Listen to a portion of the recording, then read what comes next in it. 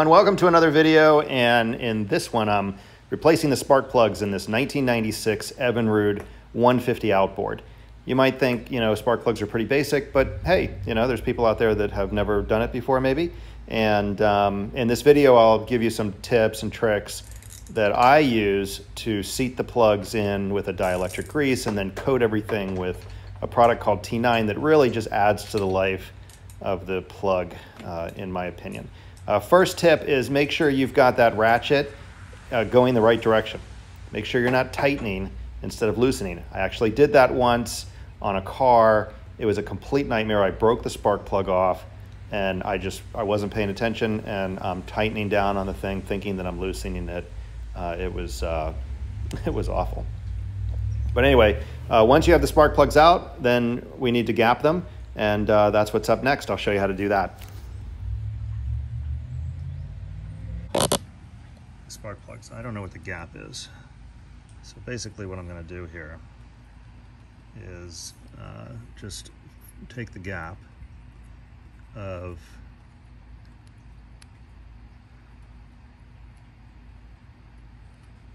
so it's basically right there, right in between 0.02, well, I can, oh no, look at that, I can get it all the way up to right there. So just past 0.030. That's that one. And same. And yeah, very consistent. So I'm gonna gap them at right there, right in between 0.030 and 0.035. Let's just double check. Yeah. Yeah. I know I knew the gap when I did them originally. So that's what we're going to do. And here's the old ones, and you can see they're in pretty good shape. They're a little wet, but this is a two-stroke, and it, it also hasn't run, right? So it's been sitting for a little while, and I've turned it over a few times without starting it, so it's zero concern from the way they look. They look pretty good, actually. And it's just the outsides. This is the bottom one, but that's 10 years. That's 10 years of corrosion because of the T9 that I put on it. So I'll show you that. That's really what I wanted to show you about this video, is what I put on them to cause them to stay nice like this for 10 years. All right, so new plugs. I'm gonna show you, if you don't know, you just stick the gapping tool in there like this, and just gently bend it until you get the gap that you want right there. And then I like to take it off, check for any burrs or anything that you may have caused, and then do it one more time. A little bit more. There we go. Right there. Yep, very good. That's it. All there is to it. This is a plug we're using, Champion plug. It's a QL 78YC. It's the plugs that I've used for years and years and years. The problem is I don't know the model number of this motor. And when you bring the motor up online, the same motor has like 20 different model numbers, and there's 3 different plugs depending on what, I don't know what it depends on. It's just 3 different plugs depending on the model number, depending on what they configured the motor for. I just really have no idea. So this is here's an example. I went a little too far, say a little bit too far, so just take it and tap it, and it'll bring it right back down.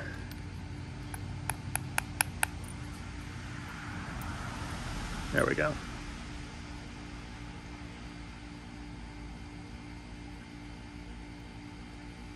Yeah, perfect. And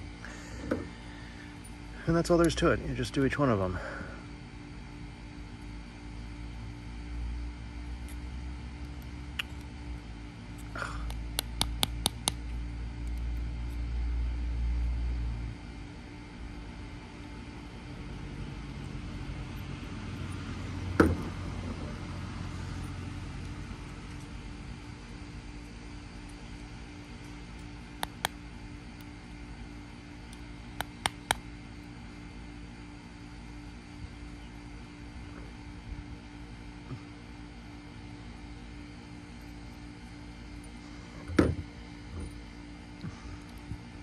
Yeah, that's the one that I did inside. Okay, that's it. That's all there's to it. Now we're going to, let me move this camera so you can see how I put some grease on it. Okay.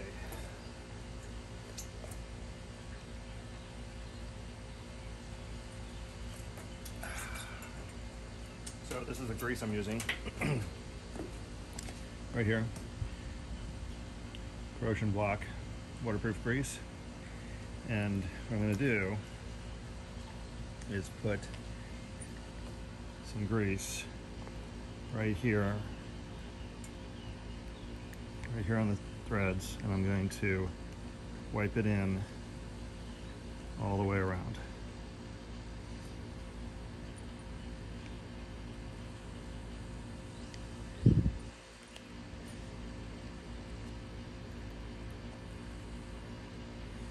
And I'm going to put some on the inside of this crush washer. Not holding this very well for you, am I? But I'm going to put some on the inside of this crush washer right here. And it's going to all squirt out and be nice. And that is going to cause these plugs to come out in 10 years as easy as the ones that just came out. Those have been in there for 10 years.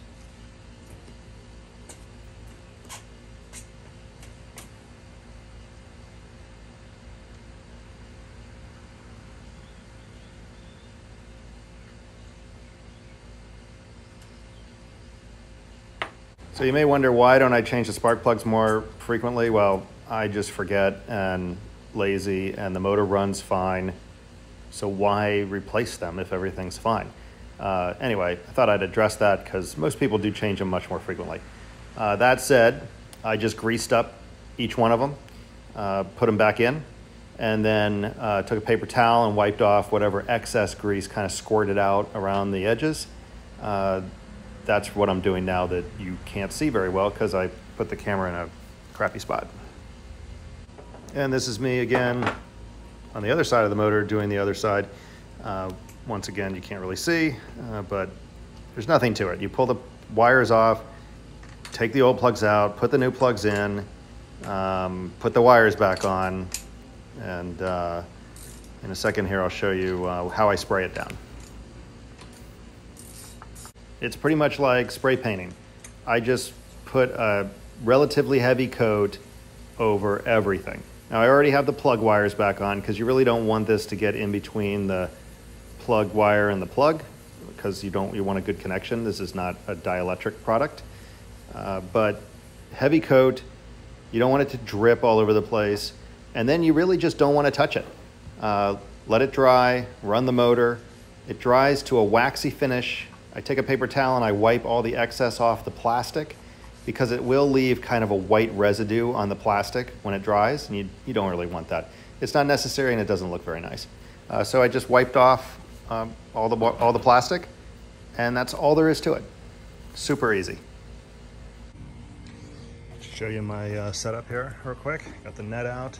It's just clamped scaffolding. Boat is in the lift backwards.